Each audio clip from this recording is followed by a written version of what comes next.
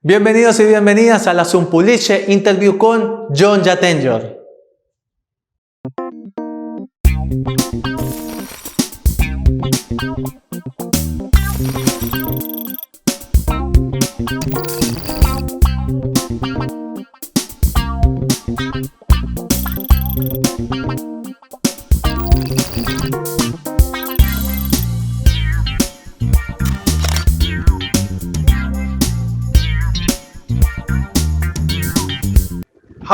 How is your health, Mr. Larry? My health. Oh, yeah. Oh, my health is fine. I'm staying alive. Dice que bien y que sigue vivo, que sigue sobreviviendo. Muchos años más. Yes, many years more. Larry, please. As a first question, you are in a group of young filmmakers, like John, like myself. If a person approaches to you and ask you about a movie, about one of your movies, to recover or to fall in love with cinema, which movie will be that? Whoa, what a cool question. Films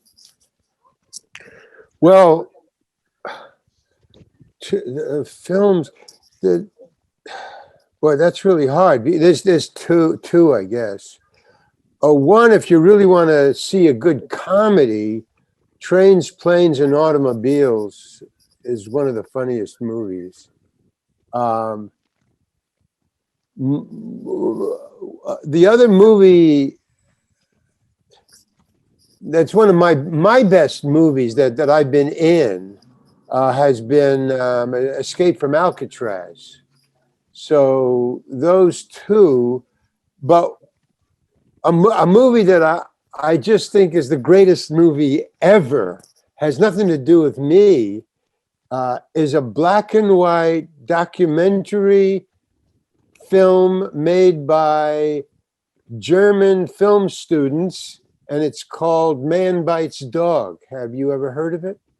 No, Mr. Larry. Can you write it down? And by the way, Escape from Alcatraz is my favorite movie. Mine too. Cool. Cool. It's my best. It's my best work. As a kid, I agree. It's my best work. I agree, but I will search. Yes. Can you write down the name of the German movie? Oh, the German movie. Well, it's called. Write it down. Well, it's called Man Bites Dog. Man Bites Dog. Man. Man Bites Dog. Bites. Yeah, Man Bites Dog. Wow. Okay. But it's real, but it's funny, but it's just over the line. It's just they just pushed it. And the three German students, and I can talk about it because it's not like a big movie. It's a student movie, and yet it's as good to me as Escape from Alcatraz or Trains, Planes, and Automobiles. Because, first of all, there's only three people in it, and they're the three students who made the film. There's the two news guys who are looking for a story and a killer who they run into, and that's a story, and it's just unbelievable. It's just unbelievable. I'll just leave it at that. We can talk about something else. No, in fact, I will tell by John, I will translate it. We feel glad because I think John and myself, we feel like the young German students because we are starting. Well, if you're students, man, you got something to beat if you want to beat those guys. And it's just with a handheld camera and a pole mic. Documentary. I mean, it's a reenactment. It's just not. I mean, they wrote it. It's a mockumentary, like a mockumentary. It's just they push the envelope. Wow. I will translate, Mr. Larry. Thank you. John, vas a amar esta respuesta. Esto dice que es una buena pregunta, ¿no? O sea, siéntete bien. Y que dice que recomendaría tres. Hay una que se llamaría traducida como que aviones, carros y automóviles, algo así. Es una de las comedias clásicas de Larry. dice que su película favorita, su trabajo favorito, creo que tú ya sabes cuál es, Escape de Alcatraz, Escape from Alcatraz, pero Mi él film dice favorito. pero él dice que nos va a recomendar una cinta que no es de él, no tiene nada que ver con él, Oh, wow. pero que para él es como, dice que la pone al mismo nivel de Escape de Alcatraz, que sería algo así traducida como que hombre muerde perro, man bites dog. Es un documental alemán hecho por 3 estudiantes. Es un documentario, de hecho, me recuerda mucho como lo menciona, pues casi como Operación Argamón. Es de unas personas que están investigando sobre un crimen y resultan encontrándose con el criminal. Pero todo es llevado a cabo en blanco y negro. Dice que son nada más los estudiantes con su cámara y un boom. Yo le dije que pues, él dijo que podía hablar de eso todo el tiempo, y yo le dije que pues me adelantaba tu respuesta, John, porque pues como jóvenes cineastas, pues nos sentimos halagados de que una de las películas que nos recomienda Larry sea una cinta hecha por jóvenes estudiantes. Y ya, pues, ya sí dijo que Escape de Alcatraz, yo ya puedo morir el paso. Men, por favor, pregúntale sobre Escape de Alcatraz. Yes, in fact, Larry, I feel happy because one of the questions I wrote was, what are the elements that made Escape from Alcatraz the kind of movie that you don't see now in cinemas? Yes, you can see now a movie about an escape from a prison, but it doesn't got those elements from that masterpiece from Seagull. Well, in other words, what you're asking is, what are the elements of a really good movie that you don't see nowadays? And Yes. that movie has, well, it affects you. And there's 2 ways it can affect you. One is, you watch a movie, it's blah, blah, blah, it's a great movie. And then the next day you go, holy cow. You go, no, that was what it was really about. Or there's one that affects you right then and there. And it's not like, boom, it's not that, no, it's got to go deep. There's a thing about my image always of art, any kind of art, is a baby with a samurai sword. There's a difference between a cut and how deep the cut goes. And a baby with a samurai sword doesn't know about how deep it goes. So when you want to watch something in art, I'd like to go deep and make you pay attention, Hey, but, and there's few of those because they either try to do one or the other, and it's really hard. I mean, hey, it's not easy. Hey, art ain't easy. You know what I'm saying? I totally agree and I totally understand. I will translate. John nos explica con una metáfora muy bella, que de hecho también es muy extraña, que dice que es como cuando le das a un bebé una espada samurái. El bebé nunca va a saber la gravedad del corte de la espada. Dice que el arte tiene que, o sea, relacionando con la espada, tiene que ser profundo, es un corte profundo, tiene que afectarte. La razón por la que esta película, o una buena película, según Larry, esto nos afecta, es si te deja pensando, si te afecta de una manera que digas, wow, que acabo, holy cow, dice él, como vaca sagrada, que acabo de ver, y constantemente te preguntas eso. Dice que ahorita el cine se basa, pues, en los que se ponen en los jumpscares, ¿no? Que como que, pero listo, no pasaste el susto ese. El elemento que tiene esta película, que lo sabes muy bien, es que es una película que la terminas de ver y te quedas preguntando. Dice que hacer ese tipo de arte no es fácil. A room, so we're thinking of invading this neighborhood. It's got nice doorways and alleys. Very funny. Get over there. I'm an advanced scout. You from around here? Now just sit there and shut up.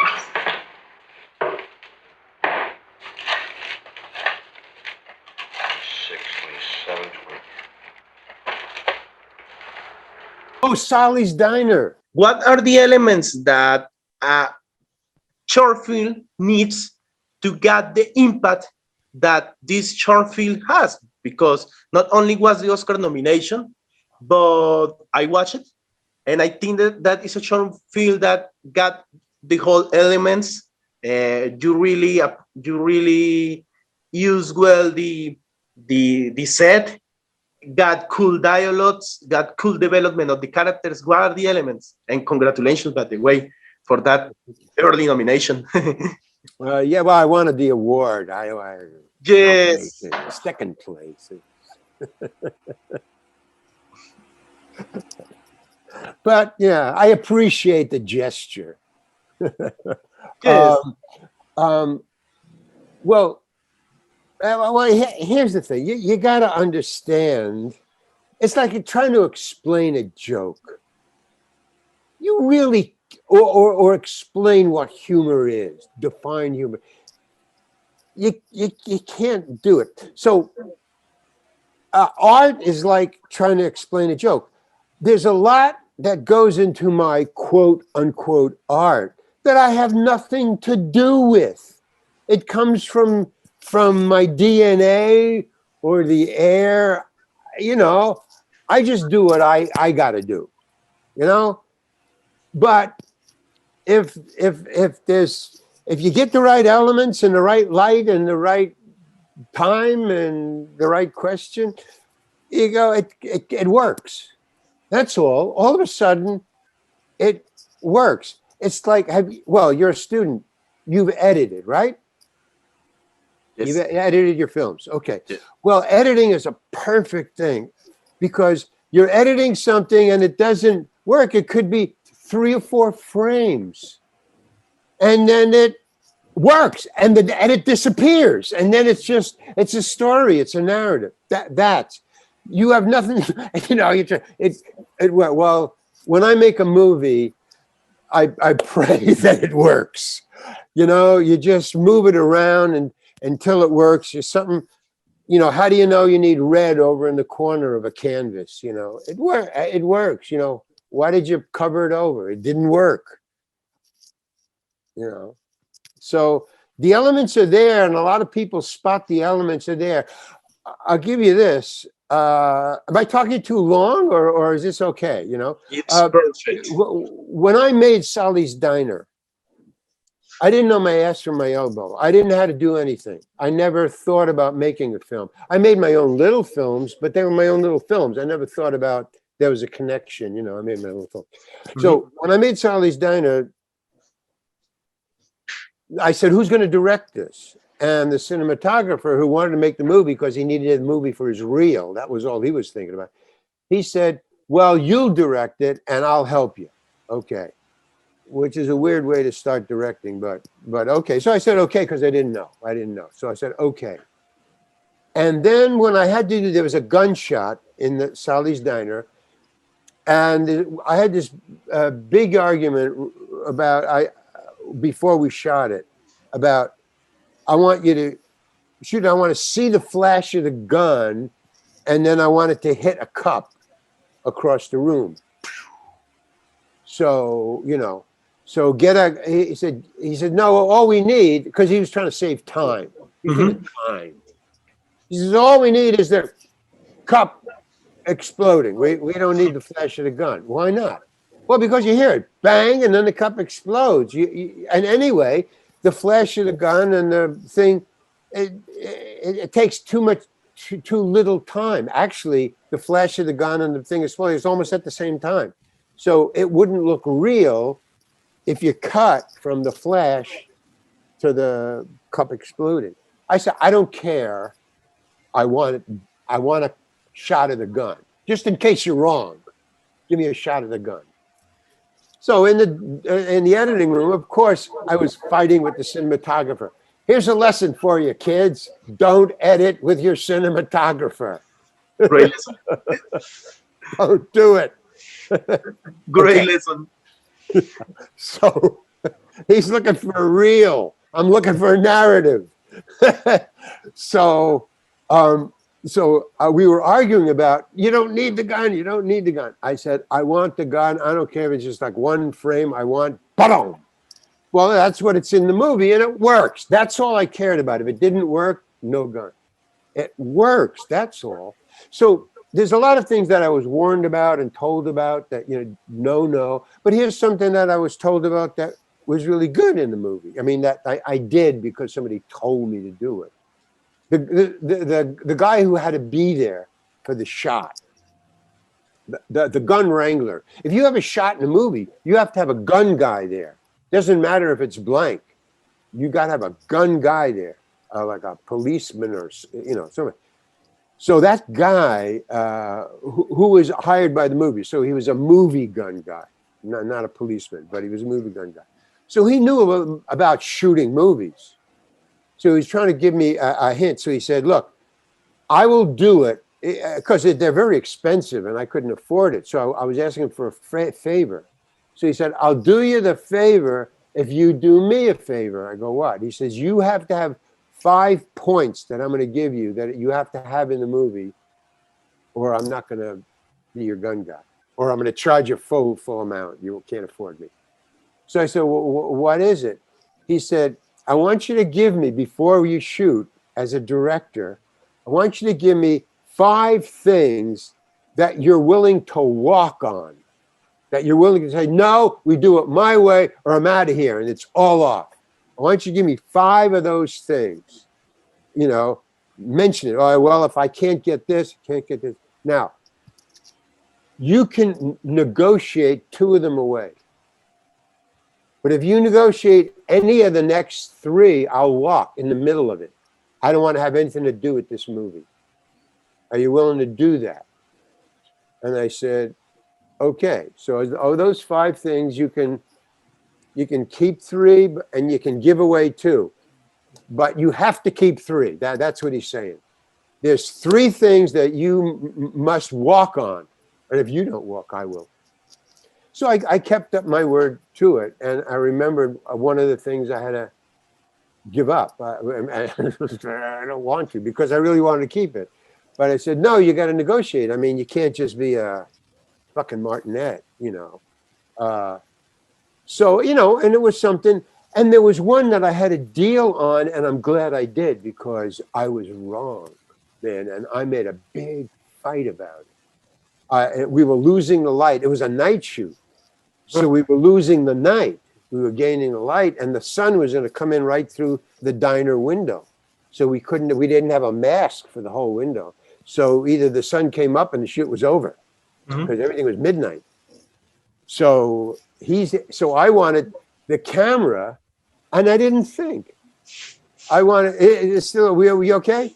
So he wanted the camera. I wanted the camera facing the window. And he goes, "What are you, crazy? The sun's going to come up. It'll be right in the light. I mean, that's stupid." And I go, "I want the camera here." He said, "That's impossible." So I said, "I don't care." And then he said, "Well, look, the sun is coming up. I mean, we got like about maybe 20 minutes before the sun comes. No, we've got half an hour before the sun comes up. We got to change the lights, either for your shot, which is crazy, or for shooting the other way, so we need time for that." So he capitulated. He said, "Okay, we're going to shoot it your way, but we still have to change the lights for the, if we pan this way." So because I was yelling, and the crew was his, and they were freaking. And they came to him and they said, "This guy's nuts. He doesn't know what he's doing. We're walking. We're getting out of here. We're staying up at night, plus working during the day for him. Fuck you." So he told me, he said, "Get out of here. The crew's going to walk. Walk around the block, cool off. When you come back, it'll be all set up. Okay. But they're going to walk." I go, "Okay." So I walk, and it was a big block. Walked all the way, and I'm cooling off. I said, "What am I, crazy? I just can't do this for features." So I finally get back, and the camera is by the window, and he's shooting back, and the lights are set that way. And he says, "Well," I go, "What the fuck did you do?" He said, "I'm sorry, Larry, but I want my reel." Not only that, but he wanted to enter. He thought it was going very well, and he wanted to enter it in the Oscars. And he thought this would just kill it. He thought we had a good movie. That was the last shot, and we're going home. So he wanted to, and he just said, "Fuck you, man." And he was the one with the most experience on the whole set. He came to me. His wife came to me. Said, "Write a movie so Harry can get a reel." That's all I was there for. Until I start to own it, you know. Oh, wait a minute. No, you can't put it there. You got to, you know. So I said, okay. I gave up, and I'm very glad that I gave up. I mean, I was insane, man. I don't know what that was all about. So check your insanity before you start going too far, you know. I mean, sometimes some people, you know what they're doing. You know, sometimes and here's another thing which I find to be very cool. If you can handle it, I had to learn to handle it, but it's always right. Be the dumbest guy in the room. Okay. Wow. Wow. I will Voy a translate. amar la respuesta. John has said me that he will load my translation, so I will do it. Thank you, Larry. Okay. I don't know. You just got, but that's what's going on. That's what I learned afterwards. You know, I did, you know, looking back, and I go, oh, okay, do that, don't do that.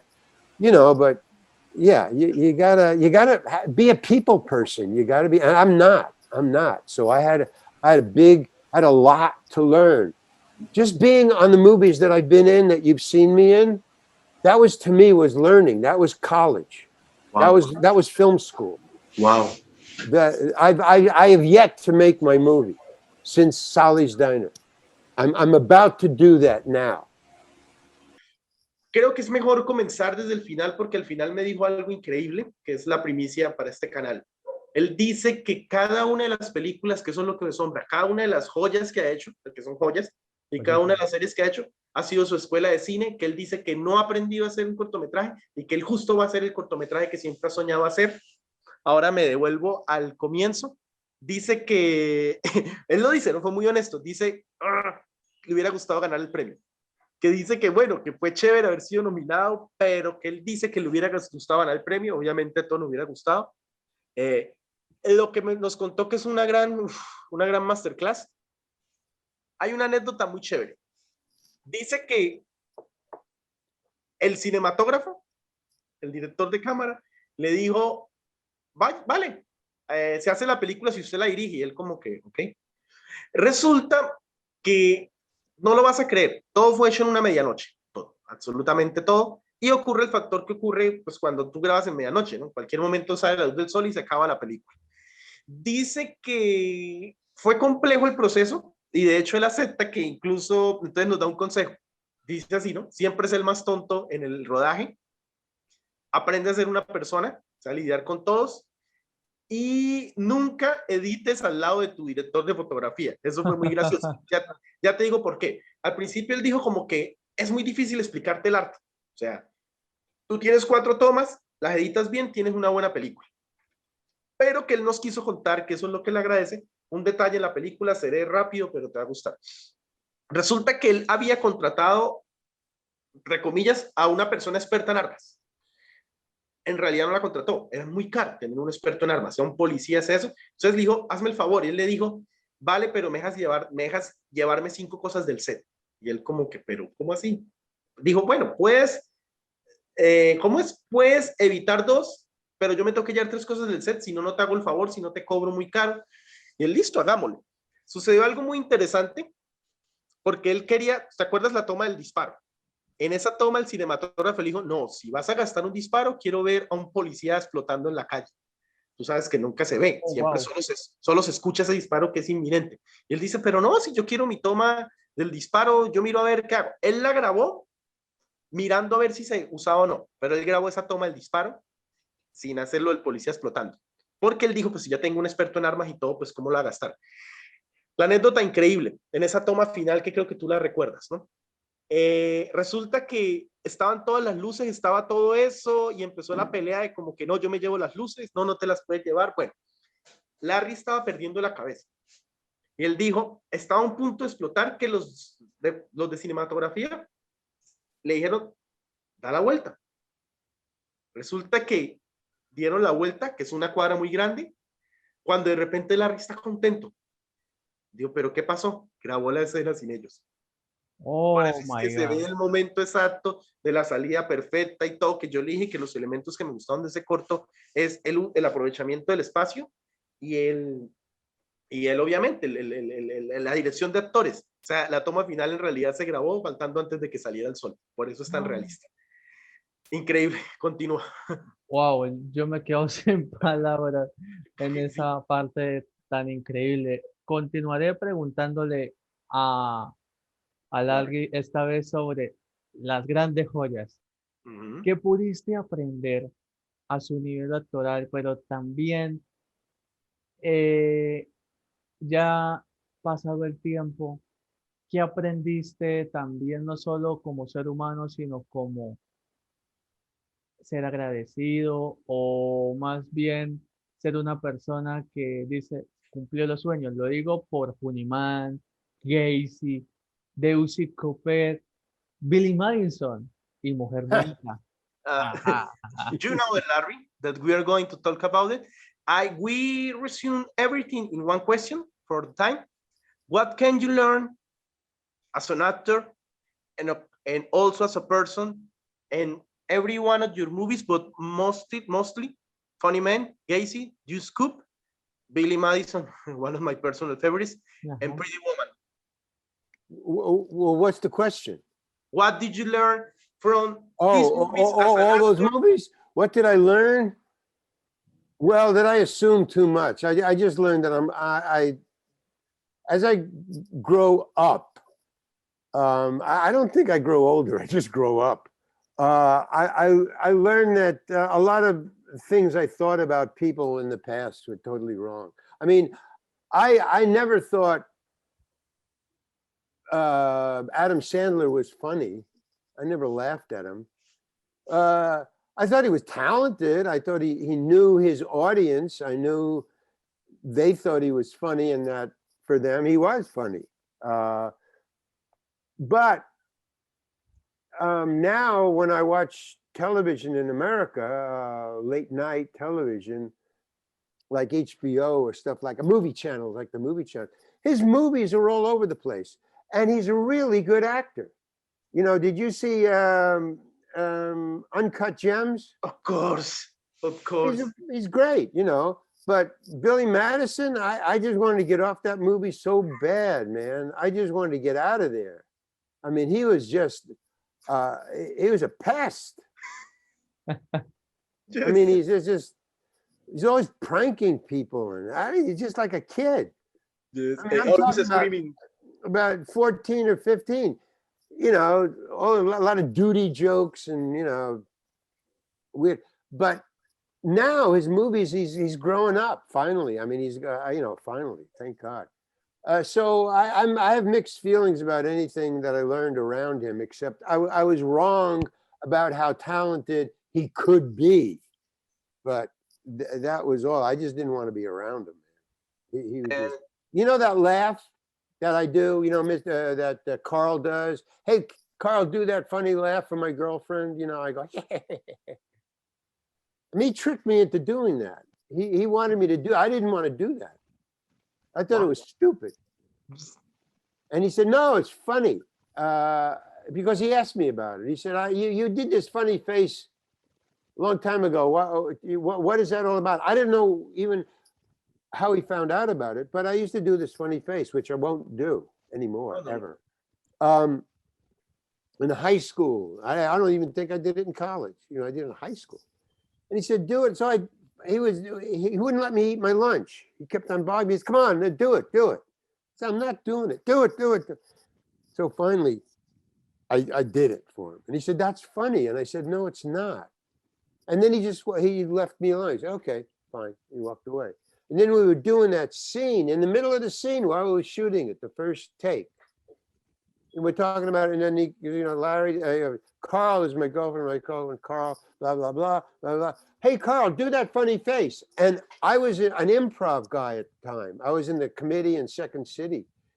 So I thought he was improvising, and I didn't want to stop the take. You know, they're always talking about time and money. So I didn't want to do it, but I thought, this is his movie.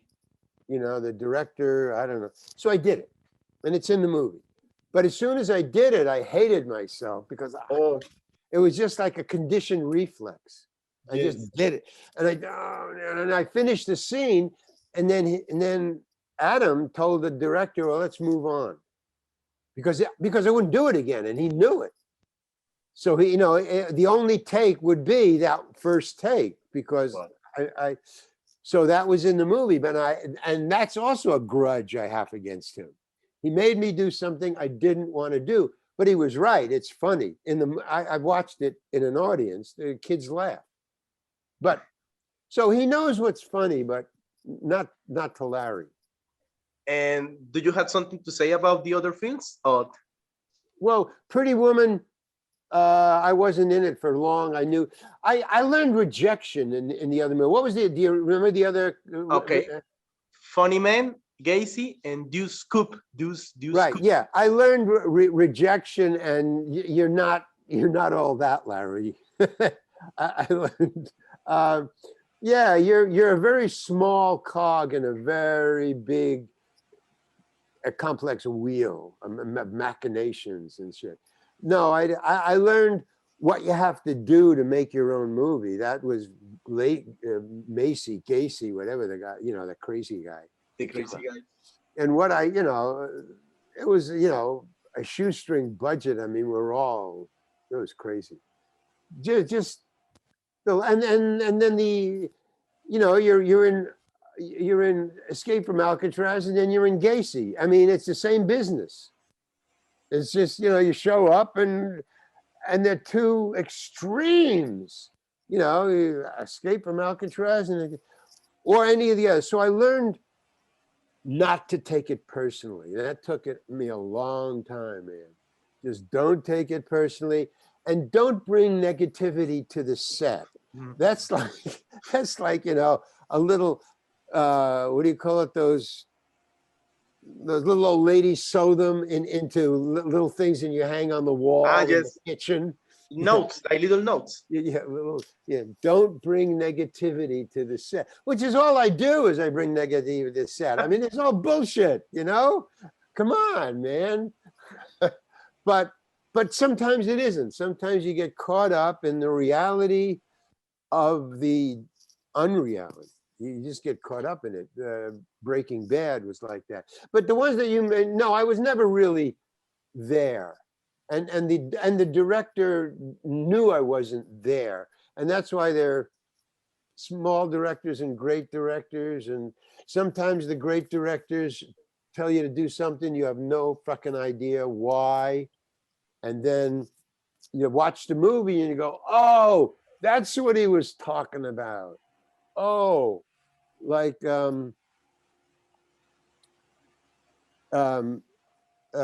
Larry David. Well, now he's a television director. That's all different. But he gave me a direction, and I'm talking about direction. He gave me a direction. I was doing something because the image in my mind was Buster Keaton's stone face. That was my image. That was my motivation. That was all I could come up with. Well, it was a TV episode. There's no time for depth. It's just quick cuts. So I thought, okay, stone face. Now, I know because I read the history of Buster Keaton that his father, when he was in vaudeville, that stone face came from total relaxation because his father, when he was 5, was going to throw him against the backdrop. Going to pick him up by the back of his pants and throw him against the backdrop.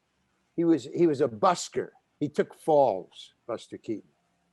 So when you hit the back of a stage, vaudeville stage, it's a curtain. It's a canvas curtain. So when the kid hit it, it would go like that, and the kid would slide down. So there's really no danger, but it was just an incredible move on a stage. Boom. So he said 0. When his father said 0, he would do this thing and he'd pick him up. Okay, so that was my key, 0. I was going to 0. So I did the scene, and then Larry David comes up to me and he goes, I know what you're trying to do. And I thought that was such a uppity remark. I know what you're trying to do. Like, who does he think he is, knowing what I want to do? So I have an attitude problem to begin with. So I gave it back to him because I thought he gave me an attitude. So I said, oh, really? What am I trying to do? So he said, you're trying to do nothing, which was exactly what I was trying to do. Nothing. And it so blew my mind that I go, oh, right, you're right. Yeah, that's exactly what I was trying to do. So he just, as a direction, he said, well, you're doing something. And he walked away. And that taught me a lesson about direction. You don't give him, you give him a taste. That's all. He didn't say I was doing anything wrong. He didn't say you should do less. He didn't say what I should do. I should do. That should be taken out of the language. Should. You should be better. So I learned that, one, listen to a director. I mean, he was watching. That's what I learned. That some directors are watching, and that I was doing something when I thought I was doing nothing. He was right. I should do less. So they taught me, how to give directions. It's, it's not didactic. You got to give them a feeling for it, but you don't have to give them the exact thing, But it blew my mind that he was watching that close, that he came up with, you're trying to do nothing, and I was thinking zero. That was pretty cool. Okay, Mr. Larry, I will translate. Amazing answer. John, como siempre, iré al grano, pero wow, increíble. Wow. Larry es muy honesto. Él dice que sobre Billy Madison aprendió, pues él, de hecho, nos dio a entender, decodió muchas partes del papel, pero que al ver la película y al darse cuenta después lo que se convirtió a Adam Sandler, pues él comprendió. Entonces nos da unas lecciones muy buenas que se complementan también con lo que había dicho antes, de que cada película fue como su escuela de cine. Resulta que esa escena de la risa, tú sabes, la de, oye, hazle esta risa a mi novia, se hizo una toma. Porque Larry le dio a entender, él le decía, ¿por qué? Es que vi esto en una película muy antigua tuya. Dijo, pues sí, pero no la quiero hacer, hazla. Él le dio a entender, mira, la haré solo una vez y no la repetiré en mi vida jamás. Se hizo esa toma. Él entendió al ver la película y pues darse cuenta que él dice que nunca sintió que Adam Sandler fuera gracioso hasta después de que pues de lo que él ve en su carrera y obviamente de que es un buen actor, dijo, vaya, o sea, le dijo, ¿has visto en James? Me lo dijo. Y ves que sus películas están en todos lados. Él sabía lo que quería su audiencia y él sabía que funcionaba, pero en ese momento él no le gustó mucho ese papel, pero cuando la gente reaccionó se dio cuenta, bueno, lo hice bien. Sobre las otras películas, vaya, dice que en Mujer Bonita, él tiene, digamos que no es que no tenga buenos recuerdos de esas cintas. De hecho, nos dice un consejo del gran Larry David, tú sabes, ¿no? El gran directorazo de televisión. Dice que para él fue un salto muy grande, pues pasar de Escape de Alcatraz a Gacy. Pero dice que incluso fue en presupuestos y todo. Y en Mujer Bonita fue otro salto porque dijo, soy como una pequeña parte en una gran máquina. Pero Larry David le dio un consejo. Cuando él salió en ese episodio de televisión, ¿tú sabes cuál? Resulta que él le dijo, pero aquí no tengo que hacer nada. Entonces él dijo, listo, no importa. Asumió lo de la cara de Buster Keaton y contó una anécdota, ¿no? Por cierto, Buster Keaton tiene esa cara y ese nombre porque el padre que trabajaba en el teatro una vez lo amenazó y le dijo, quédate quieto o te lanzo contra el escenario. Tú sabes muy bien que eso tiene pues, el telón, ¿no? Si a ti te lanzan contra el telón, tú no te vas a lastimar, pero aún así te asustas. Con ese lanzamiento que le hizo el padre, fue que él aprendió, se tomó ese nombre Buster, algo así como Buster lanzado, y aprendió pues todas sus maniobras de él ser muy elástico y todo. Dice Larry David, pero ¿por qué me exiges? O sea, algo así como que yo en esta serie no tengo que hacer nada. Le dijo, claro, y no existe mayor reto para un actor saber que aprender a no hacer nada. Tú estás aquí aprendiendo a no hacer nada. Él dice que eso no solo le mostró otro camino, sino que él dice que ese consejo de ese gran director, volvemos acá a lo que te dije, lo está llevando a que ahorita haga el corto que él desea hacer. Él dice que fue una Wow. lección grandísima porque él aprendió primero a que él debe entender que pues, esto es un negocio, que muchas veces no es lo que quieres, pero que él es aprender a algo así como desaprender o aprender a no hacer nada, es un reto gigantesco que solo actores de la talla de él lo logran. Quiero que le hagas la pregunta, ya sé de qué programa, porque él dijo que existen diferencias de programas. Pues obviamente, continúa, ya que no está nuestro compañero. Bueno, La el última, ¿no? tiempo es oro. ¿Qué amaste de, al menos del personaje del viejo Joe en Breaking Bad y El Camino, pero también qué pudiste amar como en Seinfeld, Kramer y, y también en lo que es Friends, pero lo más importante, el viejo Joe? Ok, Larry, última pregunta, ¿cierto? Sí. Last question, Larry.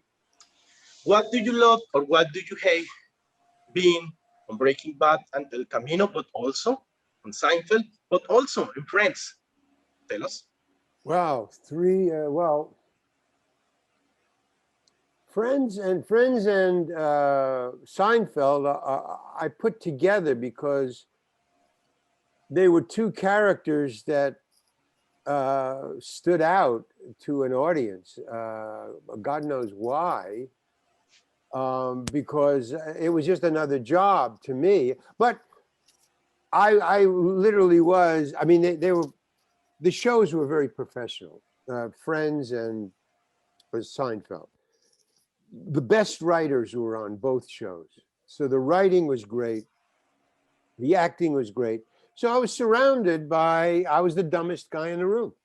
I mean, that's what I thought. You know, just do your best. You know, you got Larry David on the set. You got Kramer, you're imitating an icon.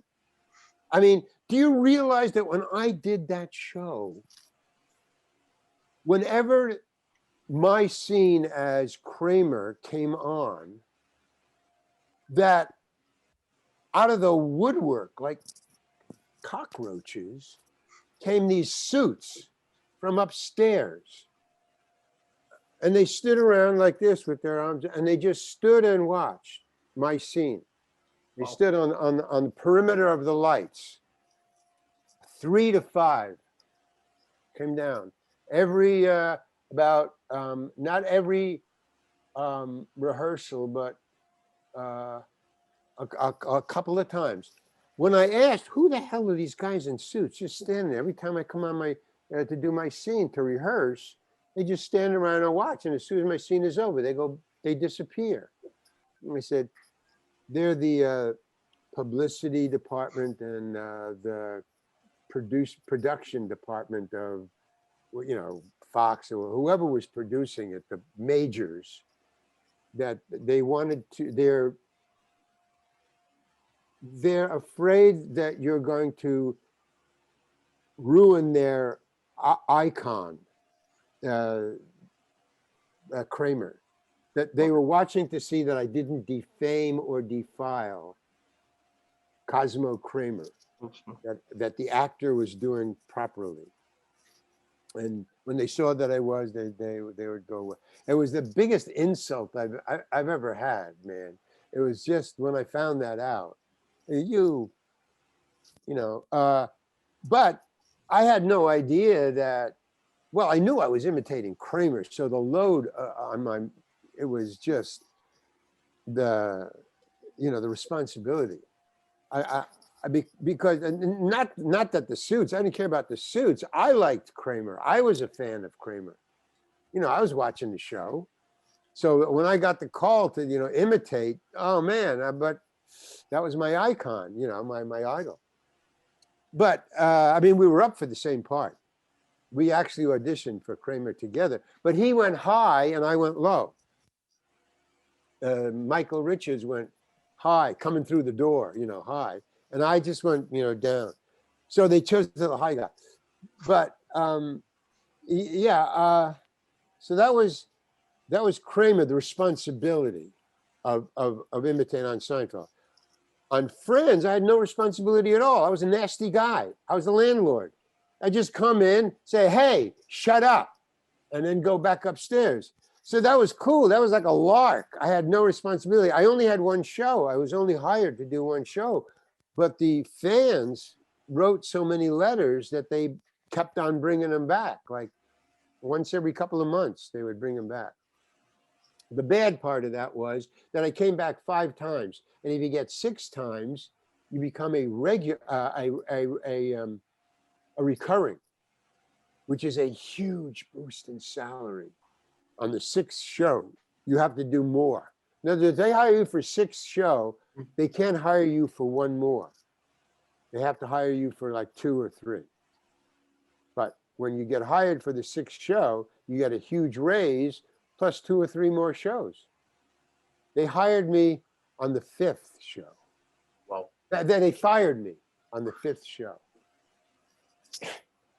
So that was the only thing about Friends. I didn't, but the character was great because I do have that confrontational attitude about just life. I mean, I'm either very shy or I'm confrontational. You know, I'll say the wrong thing. So I loved playing him, but I didn't think it would go anywhere. I mean, it was just another job, really. If you'll notice, in all the 5 different episodes, my hair is different each time. Once it's short, once it's long, because I was doing other things. I didn't bother it. Breaking Bad, that was real, and I loved old Joe. And I had a real person in mind when I was doing it, and that's my Uncle Murray. So, old Joe was my what was it, Tio? Tio. Yeah, Tio. Yeah, my Uncle Murray. And so I was doing my Uncle Murray. So that was really easy because my Uncle Murray used to babysit for me. I grew up. He was like my second father. So I didn't have to do any research. He was all there. I could just do Murray, you know. And he used to dress that way. He used to dress. He used to install oil burners, you know, in the cellar, you know, oil heat. So he's all greasy. You know, and he always wore the coveralls. I used to help him go out on these jobs, man. So in El Camino, the Breaking Bad movie, Yes. what old Joe was wearing was, well, even in the thing, what old Joe was wearing was what my Uncle Murray used to wear. So I was a carbon copy of my Uncle Murray. So, you know. So that was easy, but being around Vince Gilligan and the writing is unbelievable. And the professionalism, that was the coolest set I've ever been in. Not only was I the dumbest guy on the set, I was the stupidest guy. I mean, everybody had their shit together, man. I mean, it was just, wow. And there was Vince, you know, and so I did a couple of good things. The one bad thing that I learned about myself finally on Breaking Bad was I have dyslexia. I'm dyslexic. I've always been dyslexic. Oh no, shut the fuck up. I can't. Don't worry.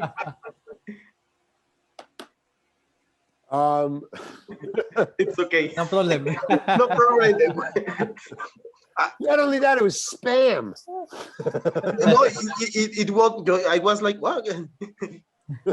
So, what was I saying? Oh, that I was a dyslexic, which means very hard for me to read. So the older I get, the harder it is because my parts start to get bigger and bigger. So if you'll notice, I kept my parts smaller so I could just remember, and I wouldn't have to work so hard, you know, basically.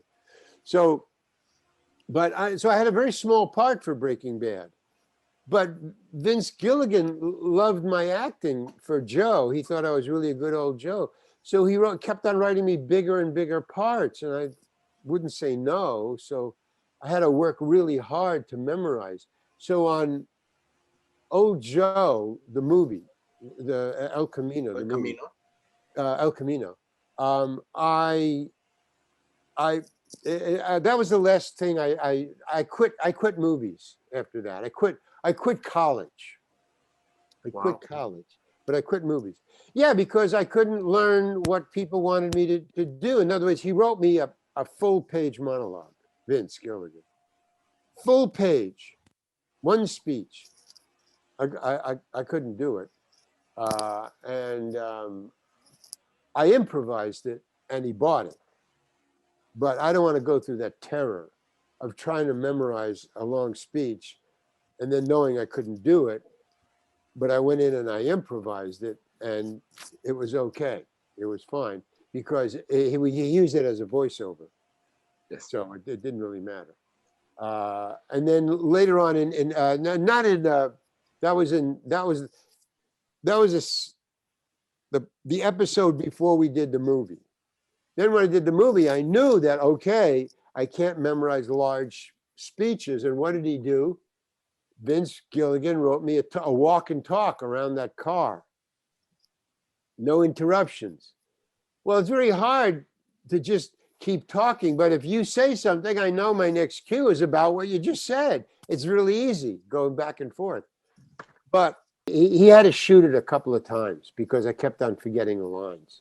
So, and he finally got it. I mean, I did it, but I didn't want to go through bothering a director as good as Vince Gilligan with, forgetting lines. So I just said, okay, it's time to move on, to my next incarnation, my next life.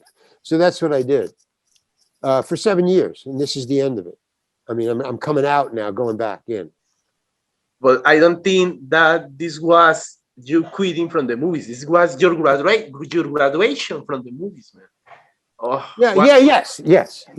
But then, but in other people's terms, in my terms, yes, I was going to college. All the, I don't know. It was basically, let's see. It's a 60-year, it's from 70, 80, from 80, 20, 40 years. For 40 years, I was up until 1980, I was in the committee. So I was improvising. I was a stage actor until 1980. I was doing movies, but I was a stage actor. Before that, I was a stand-up comedian. And then from 1980 until 2020, I was going to college, 4 years, college. And then in the middle of 2020, I did El Camino and quit college. And I said, okay, now I'm going to go make my own movies. So I've been making my own movies for the last 4 years now. And now I've finally wrote cut 2 screenplays.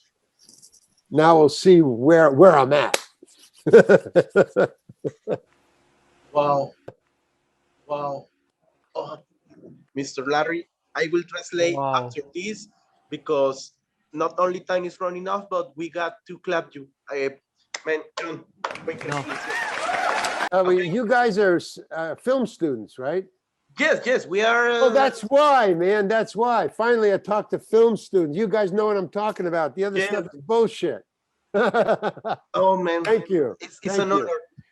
Dice John que nos volvió a hacer la pregunta que si somos estudiantes de cine. Dije, claro, dijo, por eso con las demás personas, lo voy a decir unas palabras de él, las demás personas que lo he entrevistado es mierda. Nosotros somos la gente real, los estudiantes. Wow. John, oh, man, thank you. Oh, thank you. Oh, my God. Okay, John. Salud to Colombia. Salud to todos people. Oh, Hunter. Yeah, Hunter. How you doing? Hello and goodbye. It's nice meeting Hola. you. Buena suerte. ¿Puedo añadir unas palabras? ¿Puedo decir algo? Dale. Bueno, primero que nada, quiero decirle a Larry y agradecerle por permitirnos ese espacio, por estar con nosotros acá. Y pues me siento feliz y satisfecho de poder hablar con Larry porque, como se lo llevo diciendo a John, admiro mucho el papel que hizo en Breaking Bad. Es una de mis series favoritas, es una de las series que amo, que repetiría 1000 veces, y el estar acá en este momento con Larry, obviamente hablando, escuchando su entrevista, ver esa energía o sea, me transmite tanta emoción, felicidad, y es una sensación increíble que sé que no se va a volver a repetir y me siento feliz de poder estar con usted, maestro, porque la verdad es signo de admiración de mi parte. Fue un placer compartir con usted y pues mi nombre es Janer Vargas y los dejo. Gracias. I think I Thank need to you. translate. Breaking Bad is his favorite series. He will watch it every time. He feels so glad because he thinks that this moment will never happen in his life. So he admires you. We admire you, Larry. Thank you so much, man. Thank you. I'm still holding on. Mario and Daniele. Mario Yes. and Daniele. Yeah, buena suerte. Mario and Daniele. Okay. Thank you, Larry. Buenos Thank you, días. Very Larry. legend. Bye bye. Very legend. Bye. Mucha suerte. Mucha suerte. Mucha suerte. Okay. Dice que él tiene que colocar en la misma bandeja, por así decirlo, a Friends y a Seinfeld por una razón, agridulces. Un gran secreto. Hubo dos actores que audicionaron para el papel de Kramer, él y Michael Richards. ¿Por qué obtuvo Michael Richards el papel? Porque Michael hizo la famosa entrada de él, la deslizada y eso. En cambio, Larry entró con un tono bajo, o sea, él asumió que Kramer era un personaje depresivo. Resulta que a pesar de todo, él nunca guardó rencor y de hecho él era un espectador de Seinfeld cuando fue llamado a ser pues, Kramer, tú sabes. ¿Qué ocurrió? Y él lo llama como el momento más insultante de su carrera. Resulta que cuando él entró a hacer su monólogo, él vio un montón, y los describe así, un montón de hombres vestidos con trajes ejecutivos como cucarachas. Salían, entraban. Y él decía, ¿qué demonios son estos tipos? Le preguntó a Larry David. Él le decía, no, pues ellos son los publicistas, ellos son los ejecutivos, tal vez de fotos en ese momento, y ellos quieren ver qué uso haces de la imagen del personaje de Kramer. Él sintió que era un insulto. Aún así, él les dijo, o sea, él le dijo, porque él dice que amaba, o sea, no le caía mal Michael Richards, y obviamente esto, y tampoco se sienta mal de que porque él haya llegado tan arriba con la serie, pero que para él fue insultante porque como que le dijo a Larry, pero Larry, yo amo el personaje, yo amo la serie, o sea, yo no vengo a adueñarme de nada. Pasó eso. En Friends, resulta que cuando él hizo el personaje, que él decía, él lo tomó como un trabajo al principio porque tú sabías que era el tipo molesto que decía, ay, no más. Resulta que fueron los fans los que lo llamaron. ¿Qué es lo que sucede? Si tú notas que el personaje tiene cambios de cabello en las 5 veces que fue llamado, es porque él siempre estaba grabando otra cosa. Entonces, él lo asumió como un personaje, bueno, soy el tipo molesto, da risa. ¿Qué es lo triste y lo que ocurrió con Friends? Él tenía la ilusión de ser llamado a la 6ª temporada, porque cuando tú eres un personaje recurrente en Friends y apareces 5 veces, a la 6ª vez que te llaman, tienes por contrato que hacerlo 2 o 3 veces más. O sea, se hubiera podido convertir un actor de reparto, ya no un recurrente, sino un actor de reparto. Lo despiden en la 5ª temporada. Otro insulto gigantesco. ¿Qué sucede con Breaking Bad? Él dice, Breaking Bad es otra cosa, hombre. Aquí viene el gran secreto de lo que él logró con su personaje. Dice, todo es una copia carbón de mi tío Murray. Por eso él dice la palabra tío. Comentó, mi tío Murray era una persona que vestía así, que él como encendía grandes galones de, sí, o sea, como de gasolina, valga la redundancia, para encender fuego, él siempre estaba grasoso. Él recuerda, aquí ocurre algo muy triste y a la vez muy bello. Él dice que, pues, él no sabía que lo iban a llamar para el camino, obviamente. Y él grabó, tú sabes, ese último episodio que viene después a continuar con el camino. Tú sabes que ese último episodio es un monólogo enorme. Resulta que Larry sufre de dislexia y este problema se ha aumentado con su edad. De hecho, por eso él a veces exige roles pequeños. Él no esperó que Vince Gilligan le escribiera un monólogo larguísimo y él dijo, no, fuck it, o sea, coman mico, por ser Vince Gilligan, me lo aprendo. Se aprendió ese monólogo que fue un reto para el gigantesco. Resulta que Vince Gilligan amó tanto ese personaje, por eso se convirtió un actor de reparto, o sea, con muchas líneas en el camino. No te lo vas a creer. Para esa toma, que tú sabes que es un diálogo larguísimo, tuvieron que pasar con un carro así con las letras, así con las palabras. O sea, era un carro así que dio vueltas y vueltas, para que él como que, acuérdate. Resulta que lo más bello es que como tenía que repetirlo y amó lo que hizo, pues asumiendo el rol de su tío, dice que la ropa que usa, porque él incluso era ayudante del tío de niño, la ropa que usa en el camino es la ropa exacta del tío Murray. O sea, es la ropa, el guardarropa exacto del tío. Sí, tiene el micrófono, pero no importa. Yo sé que ahorita grabando, oh my God.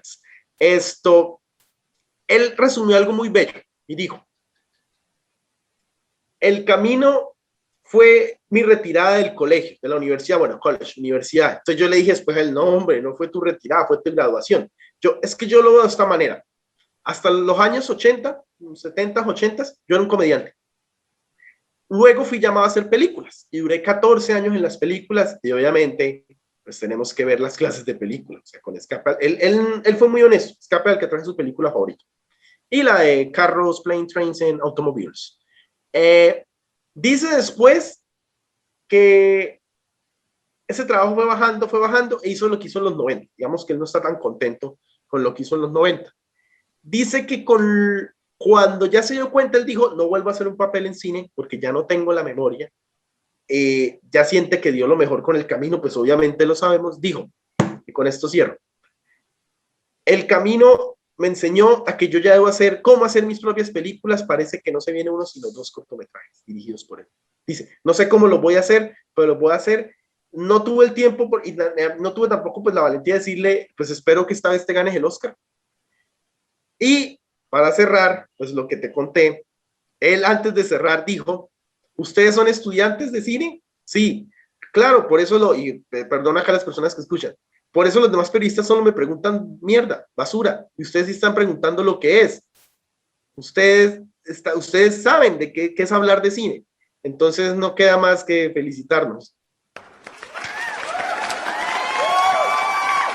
Ya saben, en la Publishe Interview con Jhon Jatenjor los invita a suscribirse, darle me gusta, compartir y disfruten de estas grandes entrevistas inéditas a las grandes celebridades del séptimo arte a través de las traducciones simultáneas del inglés al español y del español al inglés y muchas curiosidades más.